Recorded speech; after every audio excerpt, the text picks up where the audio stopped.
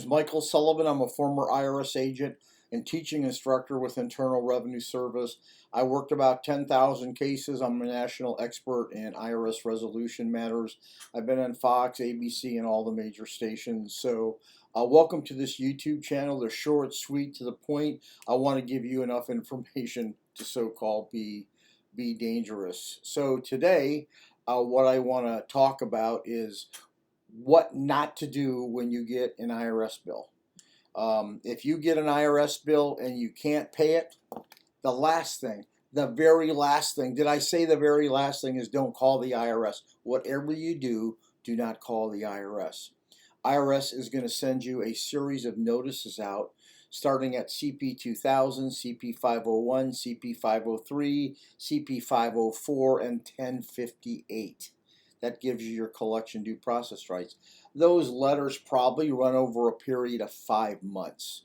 Okay, if you call IRS in the middle and you said, hey, I can't really pay the bill, what in fact you've done is now you've let IRS know you have no way to pay that, and they can put you right in the collection system to start the collection process. A lot of people call me and they say, hey, just before I called you, I wanted to check and I called IRS first. And I said, don't tell me. Don't tell me you called IRS. Don't. Basically, you're going to give that person on the phone the right, once you've said, I can't pay the debt, you absolutely give them the right to start the collection process, and you don't want that to happen. So never call the Internal Revenue Service. What in fact you need is to have a strategy of how to resolve the debt. The first thing you want to do is you want to make sure all your tax returns are filed. You want to make sure your estimate payments or your withholding is up to date. IRS is going to want to know that. And if you can't pay your bill, you've got to be aware of what the next process is. IRS at some point is going to want a financial statement to determine how they're going to work your case. So how are they going to work your case? Well, when they take a 433F, which is at the service center level, and a 433A at the local office, IRS is going to evaluate your case based on your financial statement, your assets, and your income and expenses. With that information, IRS will either place you into a hardship, currently uncollectible, or they may suggest you can file an offer and compromise based on the information in fact they have. So you must understand those financial statements, what you're giving IRS, and how critical it is to know that form before you send it to IRS.